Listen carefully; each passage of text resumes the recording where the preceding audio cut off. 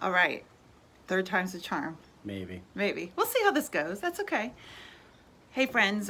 We are live from the Nest, which is an arm of the Refuge, a healing place. And we shared with you guys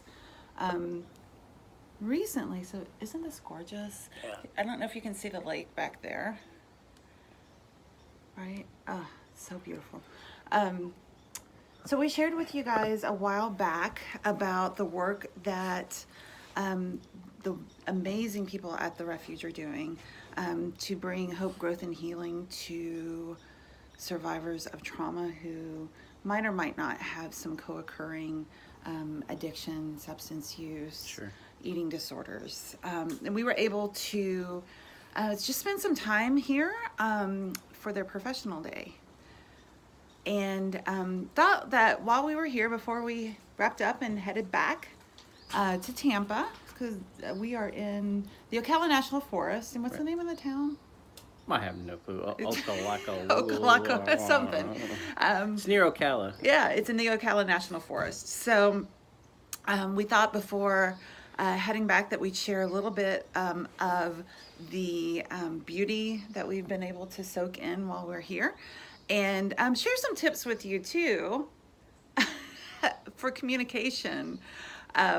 Communication from Divorce Boat. Right.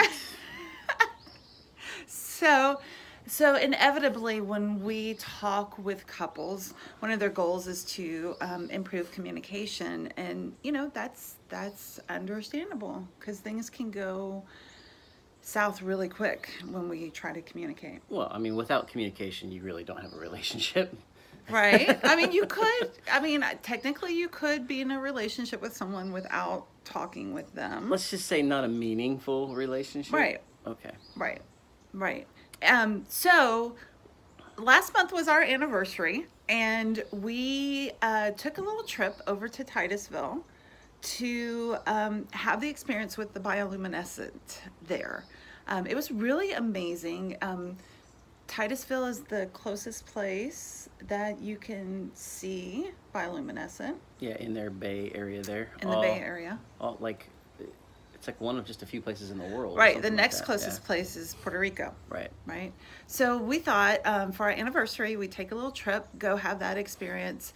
Cool. It was like a bucket list kind of thing, right? Right. They put you in like see-through kayaks and... Yeah. It's incredible. So for me, at least, I was like, oh, this is going to be a really cool experience. We'll figure out the kayak thing, right? Like you grew up taking canoe trips down. Yeah, canoe's a little different than kayak. Yeah, but yes. still, you've had more experience with a boat and oars Right. and paddles, right? Right. Me, not so much.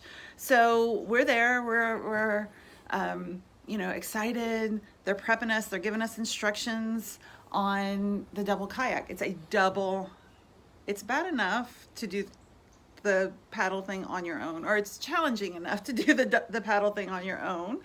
And then they put us in the boat together. Well, I think when you take two control freaks and you put them in a boat together, it's just a disaster. So here's what I'm going to say. They let us know that they called their nickname for these double kayaks is the Divorce Boat. Yeah. And I was like, oh, no problem. We'll be good. It was a disaster. That was my thought. Of course, we joke all along, like, wouldn't it be cool to see what our experience would be like doing the Amazing Race or something? So you think you'd knock it out of the park. However, when you're in the divorce boat, so I don't know. There were how many other people? How many other double kayaks? I think there were 11 or 12 that night. Yeah, double kayaks, right? So people are in their kayak, and we get into ours. And we're like, okay, so let's figure this out. Let's figure out this paddle thing. Yeah, it didn't work so well. It was a disaster. We just ended up going around in circles. We were going in circles. So I was in the front, and Shaman was in the back. And so Shaman was like, paddle this way. And I'm like, I'm in front. I don't know. He's like, I don't know if you were pointing. I don't know if you thought I could read your mind. And I was like, yes, you're supposed to be able to see? read my mind. Communication fail 101. So he's like, go this way. And I'm like, I have no idea what you're talking. I have no idea what you're saying to me. And you could see how that would continue. And we just literally, we spun in circles. You could see how quickly on one of those boats a marriage can just unravel. 23 years worth of marriage down the drain on a divorce boat. So, and then by then everyone else had gotten in their kayak and they were starting to go the opposite way. And so I'm like, we need to follow the group. You're thinking we got to figure out how to. The rule follower wants to follow the group. I just want to figure out what we're doing. I didn't want to get left behind. I don't care about getting left behind. It was dark. So, with all of that said, here are some thoughts that we put together from that experience and just from the challenge that communication can be. Right? Yep. So the first tip. I think it's know yourself, right? Know what you need. You know? It's, you got to kind of know, for myself, when I say go that way, well, what are my expectations here? Well, I think that, what are the expectations of the experience, period. Right. And this, communication, we talked about vulnerability before. That's one of the reasons that communication can go sideways, right? Because it can be a really vulnerable experience. Right. And just the process of knowing yourself, there's an element of vulnerability with that. Right. And if you don't know what you need, how are you ever going to tell someone else what you need, right? Yeah. So, know what you need. Know yourself. Yeah. That's the first one. Yeah. And then I think the second one is, we fall into that assumption, especially after 23 years of marriage, there is a lot that we do just know about each other because we've been in the same space for so long. But I think that our relationships communication really falls apart if you make the assumption that your partner knows. Right, and I think that's the thinking. average thing, right? Like why don't you know what I'm thinking? You know, it's or if you loved me, if this relationship meant you would anything, know, you would right? know. Yeah, and that's kind of the thing. We just fall into that where we assume that our partner knows. So and we know what assuming means. And that kind of goes back to refer to number one, right? Know yourself, right? Yeah. And if you can't just assume your partner knows what you want, or your partner knows what you need, it sounds so crazy if you just think about it, but we don't act that way. Well, and so in the boat, I was like, I don't know what paddle that way means. Well, I did. I'm like, what's so hard about this? This isn't hard. Go that way. Go that way. So I was like, can you tell me left or right? I was like, oh. And even more than that, left or right, does that mean put the paddle on the left? Right. Or go left? Right, because those are two different things on a kayak. Right. So hence divorce boat. Divorce boat, right? So after we kind of teased that out, we stopped going in circles, and then we could go straight and catch up with the rest of the boats. Right. So that was lovely. We were both getting what we needed. But that leads to step number 3. Which is express yourself. Yeah, express yourself. Oh, but and that's a vulnerable thing too, right? If I have a need or if I have a want, if I have a desire, it's super vulnerable to put that out there because I'm not sure how that's going to be received. But from a logical standpoint, right? If you just look at it, your partner is never going to be able to read your mind. So unless you express that to your partner, you're kind of wasting your time. It's just... You're definitely not going to get what you need. Right. You're definitely not going to make that connection. And, communication and connection is all about communication. Right. And the vulnerability of that. Right. And then this was your favorite tip. Well... Because, those first 3 things seem pretty level, right? Oh, gosh, I guess I should know what I want. Yeah. I guess I shouldn't just assume that my partner knows what I want. And, in order to get that point across, I have to say it, I have to express it.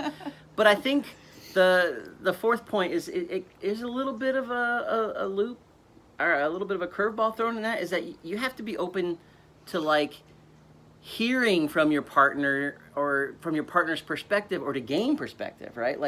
I have to be willing to hear your response.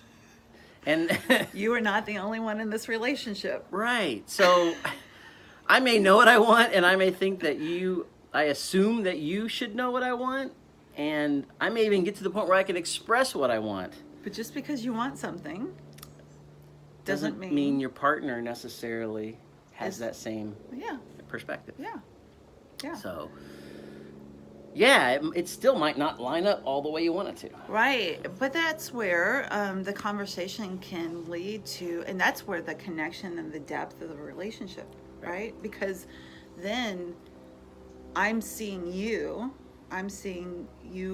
your needs, your wants, your desires, and you're doing that back to me as well, and saying, yeah, what you need, what you want, what you desire is important too. Right. And again, that's the intimacy that we're looking for. Our relationships are all about being seen and validated and respected and loved. Right. So I think that leads us to the next step, which is, ask the clarifying questions. Right. Oh, what do you mean? Right. Does left mean the paddle on the left or go left? Right. Yeah. And it's like, okay, so tell me more about why this is important, right? In your day-to-day conversations, right, outside of the divorce boat, what makes this so important to you? Or, tell me more about that, right? Yeah. Are you asking me to tell you more about that? No, I'm not saying. I'm like, yeah, I completely agree with you. Yeah, I mean, it's communication. You have to be able to kind of clarify. Yeah. Because you can't just assume that you're both on the same sheet of music all the time. Right. So you have to be able to have that freedom and that space to ask questions. I'm trying to understand. Right. And then at the same time, well, what do you mean here? What do you mean there? You've got to be able to kind of clarify to get to that point. Right. And I think that's what reminding yourself and each other, like the goal in these conversations is really to get a better understanding of each other. Right. And sometimes the clarifying questions, sometimes teasing those things out, sometimes that can get frustrated because you're like, oh my gosh, I know for me, like, how many different ways can I possibly say the same thing? Right. And then, I'm like, what's so hard about this? This isn't that hard, So that's where I have to recognize my own kind of frustration or fear of like, oh my God, what if he doesn't see, what if I can't get this across? Right? That's really kind of what the intensity of that emotion can be. It can show up as frustration, it can show up as anger, but at a deeper level, it's like, oh my gosh, what if I'm not seen? So that's where we can kind of remind ourselves, like, when we have this process of having these steps that we know that we're working through, then that's where we can say, you know what, let's take a break. Or, hey, let's just remember that, the reason that we're having this conversation is so that we can get a better understanding, right? We're on the same team. Like, we have the same goal. We have a common goal. Right. Rather than make it like a me versus you kind of thing. Yeah. Rather than it turning into a battle. Right. Because, the whole point of communication is so that you're getting ideas back across and you're understanding them and that you're getting to the same sheet of music and an understanding. Yeah. I think also it's good to just kind of know that, that we're talking about failed communication or failed bids for connection and communication. We've been married for 23 years, right? Even in our experience here at the refuge, we did some equine work, right? And there was, the communication stuff is always there. That communication challenge is always there. You're continuing to build a skill set. Yep. Right? I don't think you ever quit building that. Right. So that's what I want to just normalize the fact that if you're struggling with communication, like, yes, that's part of being in a relationship. That's part of taking things to the next level, to a deeper level. Right. And that doesn't mean that you're doing it wrong. That means that you're brave enough to do the work. You're courageous enough to take that step.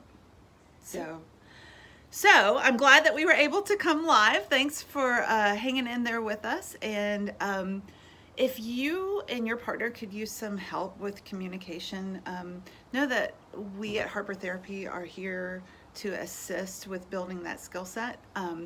So give us a call, and happy Saturday, guys. I know, I love Saturday. Saturday football day. Yep. All right. Enjoy, guys. We'll talk to you soon.